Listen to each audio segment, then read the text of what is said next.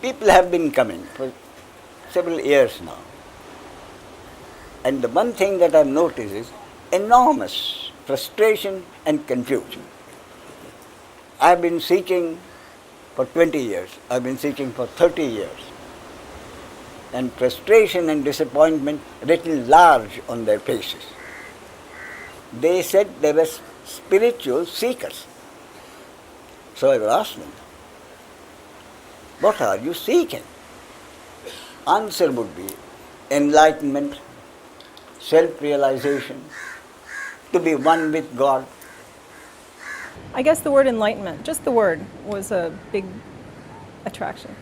It meant that someone understood life and death and understood the mechanics of creation and understood exactly what this was and where people go when they die, what death is. Enlightenment, I felt like, was to be on top of it all.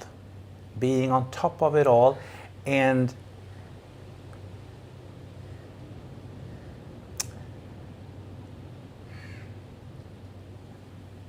being omnipotent, omnipresent. And I always said then, even then, that life is written in an invisible ink. And I will read it one day. And I feel here with Ramesh that this ink is visible now. So the first thing I want to do is demystify enlightenment or self-realization. Let me bring it down to one's daily life.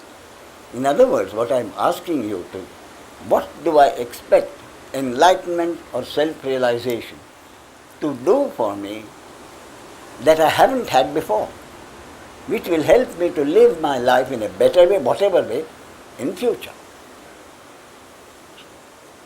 So that is the point of this program. Being one with God sounds wonderful. Being one with truth. Being one with the source. But my point is you still have to live your life. So to me, that is the most important thing. What will self-realization to do for me for the rest of my life, which I haven't had before? Do you want my glasses removed? Better? Okay. Please do not think I want you to be brainwashed. In fact, I welcome your questions. I know at least a very well-known spiritual teacher who refused to call himself a guru and extraordinarily sincere, and one of his books made a tremendous impact on me when it was necessary. He would tell you something, obviously telling you to do something. And he used to get very angry when someone asked him, how? Now, if I told you, be in the now,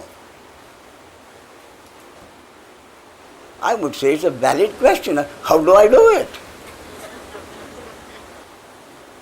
So, please, any question that you want,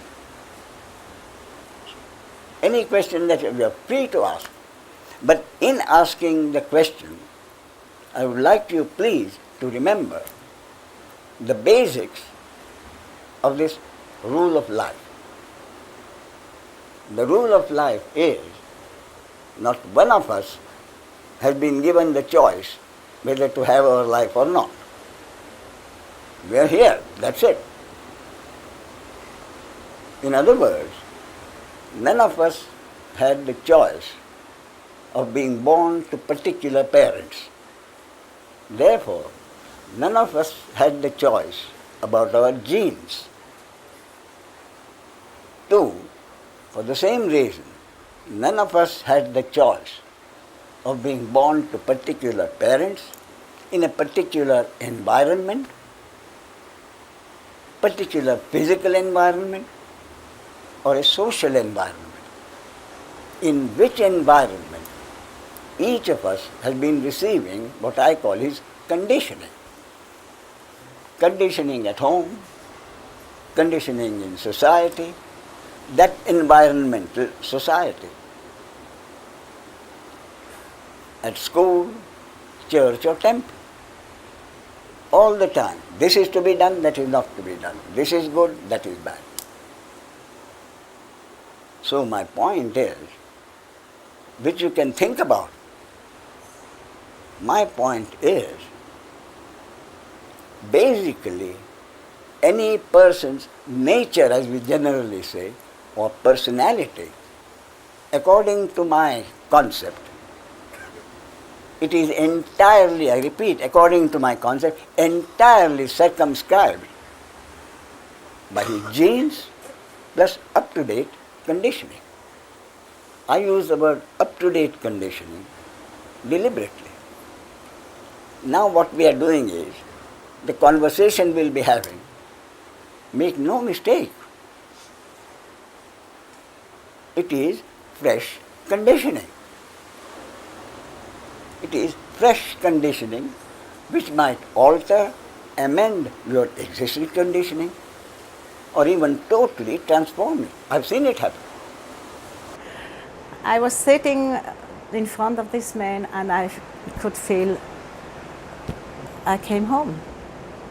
And I can't actually, intellectually not say what it was. It was just that feeling, there is no more but. And in that moment, I could see I can never modify anything. I can never make anything better or worse. And in that moment, something dropped. It was such a relief sitting with him that more than anything, things got removed as he was questioning me, taking me through this process that he does. That is my concept. Now, I think I must have said my concept at least 5 or 6 times.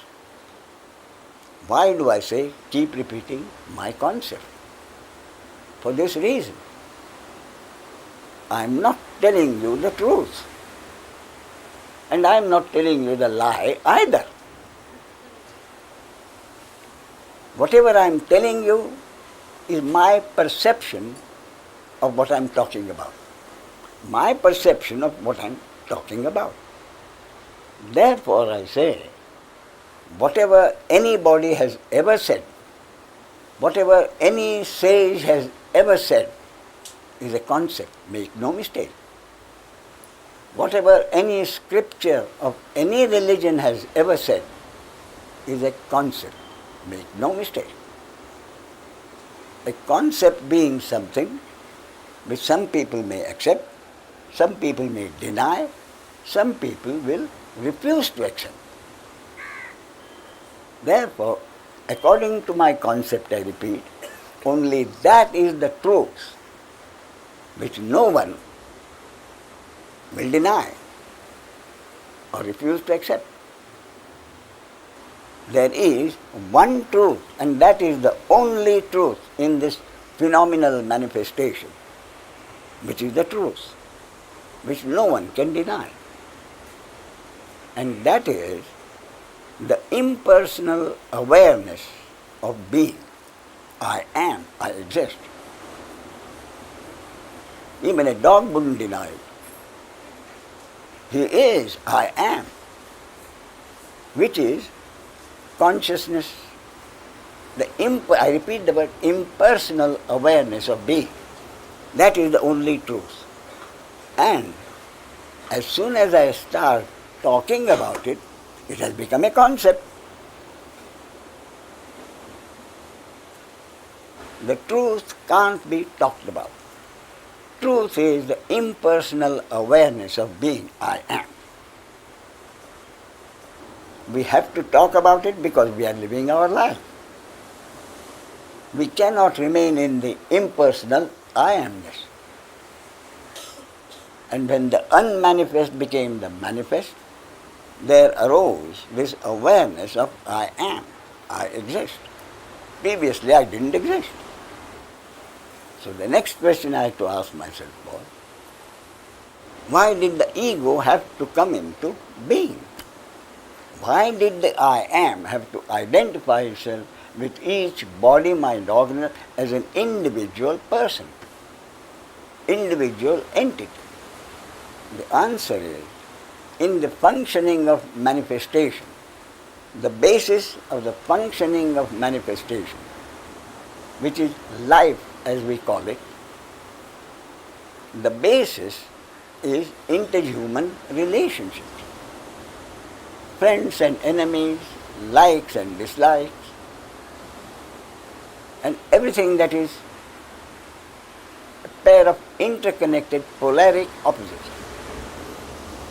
So the basis of life, according to my concept, basis of life is the existence of interconnected opposites, beginning with male and female, without which life as we know it cannot happen.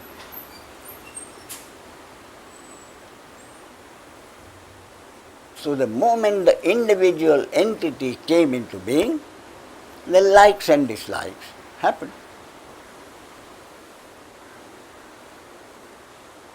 Now, Adam and Eve, I'll tell you a joke which I heard some time ago. Adam asked, Lord, why did you create Eve? So the Lord said, so that you may love her, my son. And why did you make her so beautiful? I can hardly take my eyes off her. The Lord said, so that you may love her. And why did you make her so kind and considerate? Lord said, so that you may love her. And he said, but Lord, why did you make her so stupid? And the Lord, so that she may love you.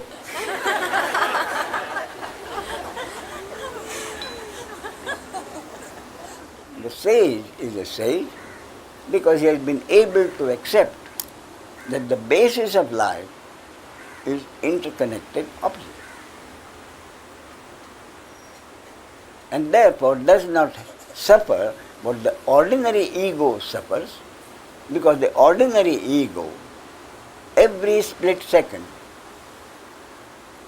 selects one against the other. I want only the beautiful, not the ugly. I want only the good, not the evil.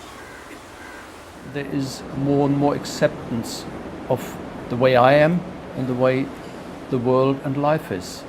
So it's a growing acceptance that I would say is the most significant part of the teaching it has in my daily life. And I was never interested in the intellectual part, not at all. If this doesn't bring something into my daily life and has an effect on me, then I would not be interested at all. Life as it happens is a movie. A movie scripted by God or consciousness, a movie produced and directed by God or consciousness, source. The source is playing every character in the movie and God is witnessing the movie. Why? Because the source is all there is. Consciousness is all there is. And while talking and discussing about it, we have to remember why no one can know in a million years. All we can ever try to learn with the scientist is doing it, how something happens. So what I'm saying is, it's only the mechanics of life that we can try to understand. But the basic whys can never be answered. And because this is not totally accepted, we keep on asking why. We keep on having debates. We keep on having wars and no end of troubles. So my concept is every human being is basically a three-dimensional object which is uniquely programmed. Every human being has genes over which he has no control, conditioning over which he has no control, Therefore, what I call the programming. Nobody has had control over the programming he has, which he is, the personality. And that programming includes both good and bad points. Now, my point is, what happens to that programmed entity? What happens to that programmed entity during his entire life from moment to moment is what I call his destiny according to God's will, according to a cosmic law. So my concept is there has to be a cosmic law according to which not a leaf can fall. Everything from a stone to the stars and the planets, movement of every dimension, every three-dimensional object moves according to a cosmic law. Every religion says, every religion, the Bible says, thy will be done. Islamic religion, every Muslim, almost every other sentence, he will use the word inshallah, God willing. The Hindu religion says, thou art the doer, thou art the experiencer. Thou art the speaker, thou art the listener. So every religion, the basis of every religion is the same. No one is a doer. And the Buddha, after years of suffering, came to the conclusion. Events happen, deeds are done, there are consequences of the deeds, but there is no individual doer thereof. That is the conclusion he came to after years of suffering. He tried everything. Nobody does anything. And this wanting to feel that he is the doer is the cause of almost every kind of suffering. This total release from I have to be the doer and I have to do it right. My God, when I'm doing it wrong. And you know, all that tension to do it right. And I mean, there is such love and gratitude for this teaching. And he's telling that his talks that tells me, hey, you are not a doer. You are just this, it comes through you, just let it happen. That I'm not the doer, this was something completely new for me. It just takes away the pain of the struggle of trying to be better all the time, of trying to be okay all the time, of trying to control your whole life and everybody else's so that you don't hurt. And this is taken away. What we are talking about does not apply to someone below the poverty line. Because the question now is, what do I want most in life? That is a specific question which we shall be dealing with. What is the most important thing I want in my life? Below the poverty line, the answer will be quick. I am not a greedy man. All I want is sufficient money to give me 3 square meals a day, minimum clothing to hide my nakedness, and a roof over my head. But the situation in which we have been lucky to be placed, we have all 3. I'm talking of the minimum.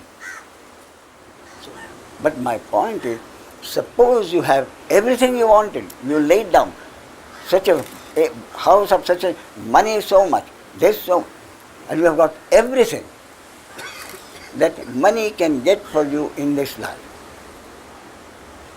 would you still be satisfied? That is my ultimate question. What is the most important thing in one's life for those who are not below the poverty line? Specifically, my spiritual quest boils down to this earthy, mundane question. And that was put to me by a visitor, a Swedish lawyer. The normal career in the West is collecting material things. Could be houses, boats, cars, vacations, flats in various parts of the world, seeking relaxation in skiing, having fun in sailing. Still always something missing. Still always something missing. I didn't know or had any clue whatsoever what it was. What every man wants, every person wants, whether he or she knows it or not, is to be anchored in peace and harmony while facing life from moment to moment. In other words, whether the moment brings me pleasure or the moment brings me pain, enlightenment means I shall always be anchored in peace and harmony, while certainly enjoying the pleasure or suffering the pain of the moment. Being anchored in peace does not mean the total abolition of all pain in future. That is impossible for anyone. Therefore, when I talk to people in my daily talks, well, the first thing, what do you want? What can I do for you? And I tell them, if you want not to have any pain in future, sorry, you have come to the wrong place. If you are wanting to be able to walk on water, you are at the wrong place. If you want to be able to know whether it is raining in New York now or not, you are at the wrong place. Therefore, let me make it perfectly clear that what I can promise you, if that is your destiny, is to be able to be anchored in peace and harmony while accepting whatever the moment brings. So now, what does it mean? So I said it means very simply, all it means, let me be clear, very simple. Not to be uncomfortable with myself at any moment, not to be uncomfortable with anyone else any moment. In other words, never to have to hate myself any moment, never to have to hate anyone at any time. When I came to Raméš, I guess my background was being pretty fed up with what I had been doing so far in my life. And looking around, and I trusted my friend's recommendation, so I was curious and interested. What was this? I had no idea whatsoever. Transformation really is as simple as this. Before the transformation, I used to think, I do whatever I do, I am responsible for what I do, everybody is responsible for what he or she does, and it is because of this free will that everybody must have, because of which the world is happening. Whatever happens in the world is happening. Whereas the sage has been totally able to accept, no one is a doer. Therefore, what is the big deal about being able to accept totally, no one is a doer? The big deal is that the Swedish lawyer who has everything found that whenever a thought arose of something he had done, which he knew he shouldn't have done, or something he should have done and didn't do, for which he has been hating himself for all these years, ever since the memory of some incident might have been 40 years ago, 30 years ago, or last week. But something which happens, something which he did which he shouldn't have done, or something which he should have done, helped a man in distress, which he could have but didn't do. Every time the memory comes up, every time a thought from the memory comes of what he did or didn't do, a tremendous sense of guilt and shame arises. He hates himself. For that moment, he hates himself. And also, the other way around. Some did something to him which hurt him, or something some friend could have done to help him and didn't. Ever since that moment, he has hated the man. So what happens is, very briefly, my friend, according to my understanding, the total acceptance, no one is a doer, means the total demolition of the massive load of hatred for oneself, guilt and shame for what he has done, for the bad actions, pride and arrogance for the good actions, and hatred and malice, jealousy and envy for the other.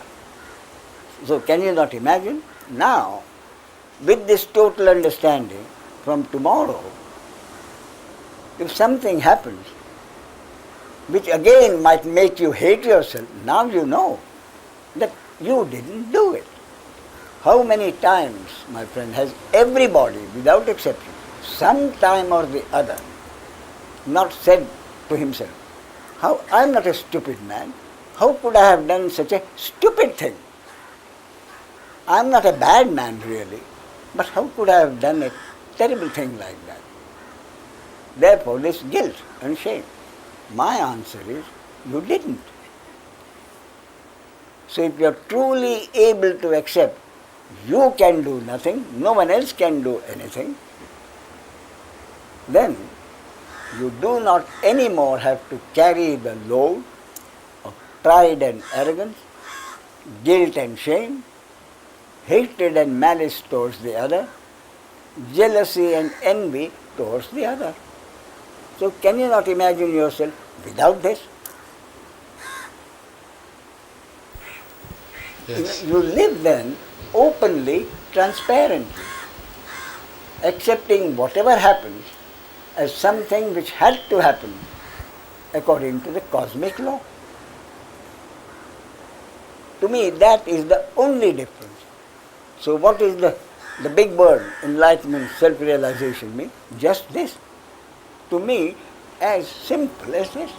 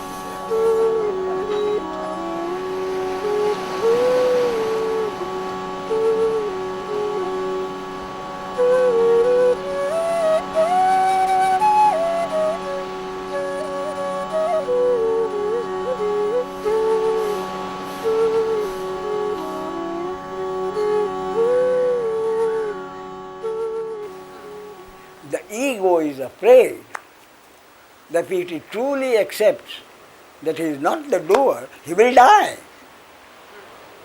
The ego is afraid to die. So the ego has to accept that even with the sense of doership, not only will he live, but he will live in a much happier way. That is what the ego has to accept. That for him, for the ego to exist, survive, the sense of doership is not necessary. It's like someone believes that his appendix is part of him. And if the appendix is removed, like his heart is removed, he will die. So it is up to the patient to accept that if his heart is removed, he will die. But his appendix is removed, he will continue to live without the fear anymore of the appendix bursting. So the ego has to accept that the sense of doership is not his essence. The ego so far, entire conditioning of thousands of years has been, you are the doer. It is your volition which makes you a separate entity. It isn't. It is your identification with a particular name and form which makes you, a me, and not the sense of personal doership. The simplicity of it, that when he says this, nobody's a doer, I mean, it's just a very radical statement if you look at it in the Western mind, but it makes just complete sense with everything I've done before in my practical experience from my life, all the therapy work. I mean, it was just the answer of all the questions, basically. It's an intellectual message that fitted into my picture of life, my experience of life. It was an intellectual picture that I could relate to in sort of every respect. At least the respects I understood at the time. So by the time, all questions sort of seemed to be sorted out. I had the sense that when Raméš was speaking his teaching, there were no unanswered questions in me. I didn't have any questions. I brought out a little book, The Infamous Ego, because I found nobody truly gave me a description of who this ego is. Ego is the me, agreed, and you, and he, and she.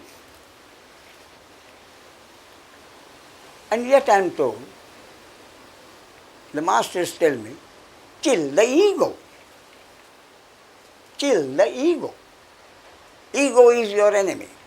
Kill the ego. So I asked myself, do I kill myself? I am the ego. Me is the ego. So who is being asked to kill the ego? That was my problem. So I had to solve the problem for myself, and I came to the conclusion that the ego basically and fundamentally had to be mere identification with a particular body, mind, organism and a name as an individual entity. Then when I read something about the acknowledged masters, I found even after being a master, even after full self-realization, they still had to live their life as an individual, separate entity. And I came to the conclusion that the ego of the sage, that is the sage, lives as a separate entity, but without separation. So where did the annihilation of separateness come in? And I came to the conclusion that when the sage has accepted himself as a separate entity, he himself has to eat before his hunger can be satisfied. he continues to live without separation. And that can happen only, according to my concept, if the sage truly believes that all egos are separate entities, but those separate entities, each separate entity, is merely a uniquely programmed and designed individual instrument through which the same primal energy or God or consciousness functions.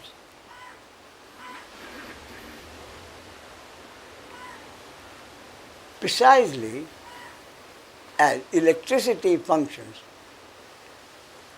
through thousands of separate electrical gadgets, producing through each electrical gadget precisely that which that gadget is supposed to produce. The electric bulb produces light, the electric fan produces breeze, the kitchen gadget produces whatever that kitchen gadget is designed to produce. So therefore, I said, when the master said, kill the ego, what they truly meant was, kill the sense of doership in the ego. And I was so happy when I happened to come across Ramana Maharshi's words. The sage has to have an ego. But the ego of the sage is like the remnants of a burnt rope. The shape is still there. But that rope is not able to do anything. You can't use that rope to tie up anybody. I literally wept.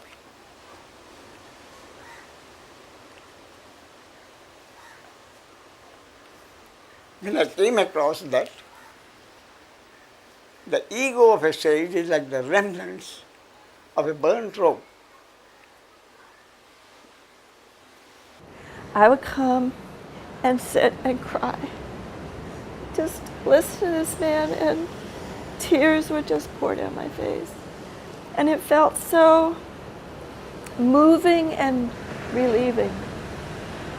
And I didn't understand it. It was just there. We call it destroy the mind. Mind is the problem. So I said to myself, destroy the mind? If I destroy my mind, even if I did, even if I were able to, I would be an idiot. Surely that is not the intention. So again, what is it, what aspect of the mind is it that has to be destroyed? So that I shall not have any suffering. So I started a concept of dividing the mind into its two aspects, the working mind and the thinking mind. The working mind, according to me, is that aspect of the mind intellect which we have to use whenever we are doing something, simple or complicated. The teacher teaches, the writer writes, and you use your working mind. And the working mind has to dip into the past in order to rely on the previous experience. Let me give an example. A surgeon has the body laid out before him. He has to make an incision. He has to decide in a particular case where he should make the incision. He has to go back into the past to rely on his experience. Based on his experience, he decides to make an incision at a particular spot. So all this thinking, although it is in the past, relates only to the present moment. So the working mind may have to dip into its past but stops in the present moment, doing whatever it is that has to be done.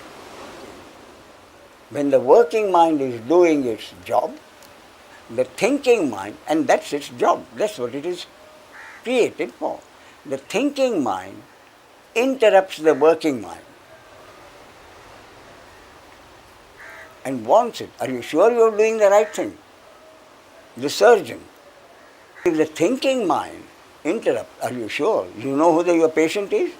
He's one of the most influential people in the city. So if he doesn't succeed, if he doesn't recover, you know what's going to happen to your practice? That is the thinking mind.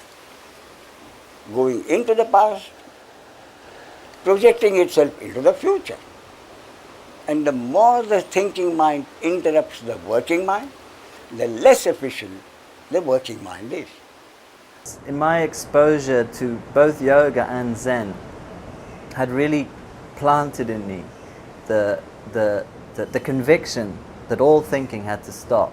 You know, that wherever it was I wanted to go would mean no more thought. So it was obvious that I was as far away from it as I ever had been, you know, even after 30 years. This was really obvious because my mind was still producing thoughts of infinite variety constantly, you know, even when meditating.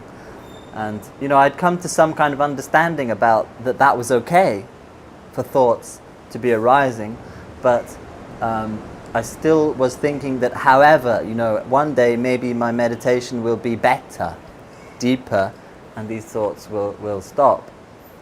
So to my understanding of working mind is that when there are things that are needing to be done, there are sometimes thoughts involved in the doing of them. And so that's a thought process that, rather than taking me away from what's happening, actually brings me to what's happening.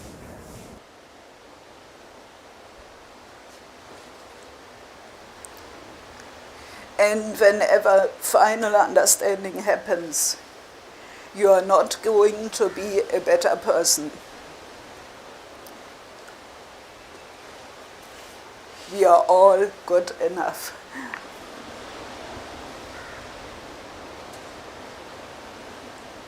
I didn't become a better person.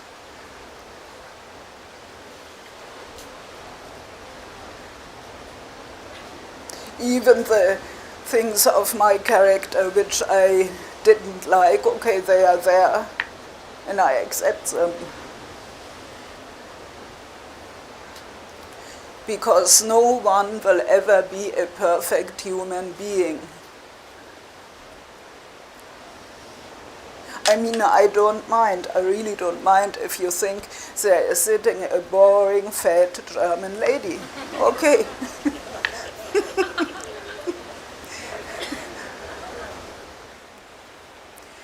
And before final understanding happened, I had some time to think, okay, I'm a very conscious being and I should live a very conscious life. That means to get up at 6 o'clock in the morning, running around a few blocks and then meditating. And I have to say, I'm not Frühaufsteher. I'm not someone who is getting up early. Okay, I do it when it must be, but that's not my favorite hour. And so what happened, I mean, the first morning I heard the alarm clock and I said, who the heck told you that you have to get up at 6 o'clock in the morning and running around the block? This is something I thought a conscious, spiritual, more or less awakened being is supposed to do. No, I'm not getting up now anymore at 6 o'clock in the morning and I'm not running. First of all, I don't like running, so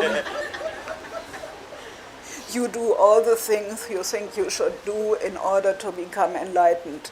You impose things on you don't like. You're torturing yourself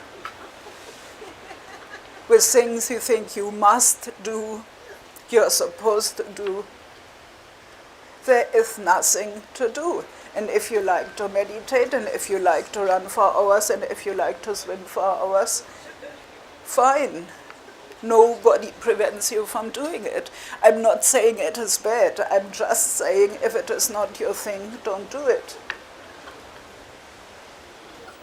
Everybody goes to a particular guru at that time and place because that is exactly what is supposed to happen to that body, mind, organism. The most recent case I remember, a French young man, 20 years, believe me, 20 years. I'm young, but when I look at my life just behind, I see, and everybody can do that, you can see that all your choice was already done. All you have been traveling. You know, there is a road, you have to go, you have to go in this road, but there is nobody to make the way. There is nobody on the way. It's exactly that. I think we are an instrument, like you, when you look at ants, you know? Everything therefore depends on one's destiny and the cosmic law. Whether you go to a fake guru or a true guru, entirely a matter of destiny. And this is precisely what is said by Lord Krishna in the Bhagavad Gita. He said, among thousands of people, there is hardly one spiritual seeker. Among the thousands of seekers, there is hardly one who knows me in principle. So, the thousands of seekers must go to thousands of, maybe at least hundreds of gurus. So before the 1,000 seekers, there is one who knows me in principle, that the process has to go on. I wasn't planning to come because I was supposed to work all this November with children in Madras, but I was in Bombay since October listening Ramesh, and his granddaughter called me. She told me there is place, come soon, and I didn't know. I just took a train ticket and I arrived by night, 33 hours after, and I'm here just listening Ramesh. It's okay. No, what happened? No, really, there is. It was not my decision. It was not my. It's a good example. I accept ultimately nothing can happen unless it is supposed to happen according to the cosmic law or God's will. But the point is, I still don't have that total acceptance. In other words, I still have that sense of doership. So with that sense of doership still remaining, it is that sense of doership which remains, makes me ask the question, is there not something I can do? And the answer to that I have given is, there is something you can do with the deepest acceptance that whatever you do, whether it will result in that or not, can never be in your control. But there is something you can do, and that, my concept is, some investigation. You don't pay money for someone else to do the investigation for you. You can't. You have to do the investigation yourself, not from someone else's experience, but from your own experience. Which is, at the end of the day, assuming you are busy throughout the day, if you are not busy throughout the day, and you can find some time, then any time that you find that you can be free for 20 or 30 minutes, sit quietly, think of just one action, investigate it. Did I at any time from out of the blue decide to do that action? You may investigate any number of actions, and every single time you will come to the conclusion that what I now consider my action I would not have even started if a thought had not happened to me over which I had no control, or if I had not seen something or heard something or smelled something or tasted something or touched something. So every investigation that you do will bring you to the conclusion, if what I now consider my action depended on something happening earlier over which I had no control, I have no right to call it my action. And while we are doing this investigation process, sometime or the other, it is more than likely that a flash of total acceptance will happen. And my interpretation of that acceptance is the acceptance is more likely to be not that I am not the doer. The flash of acceptance is more likely to be I simply cannot be the doer. Therefore, if I cannot be the doer, no one can be a doer either. What I liked very much about Ramesh, that all the time he said, this is a concept which all the time brought me back to myself and to the...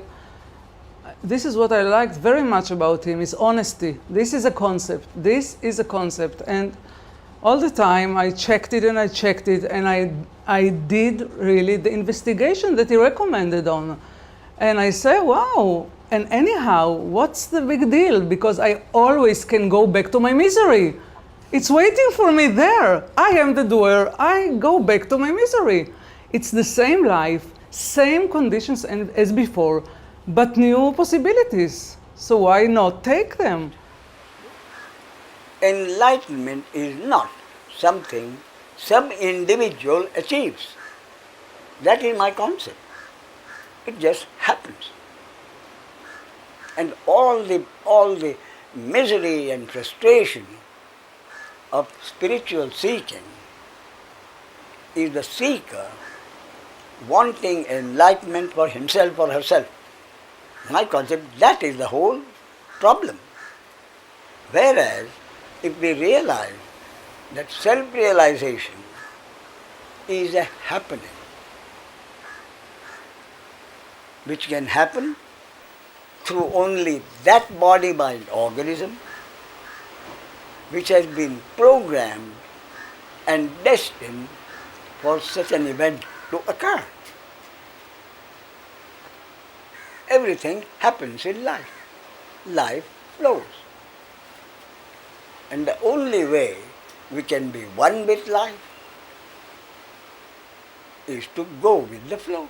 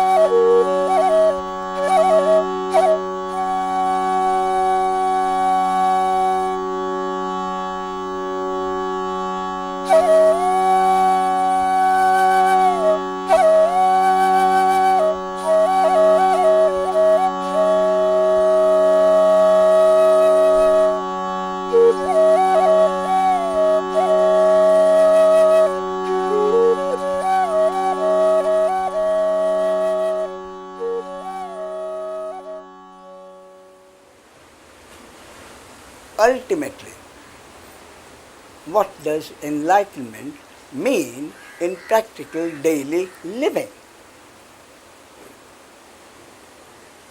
And the answer came to me, all it means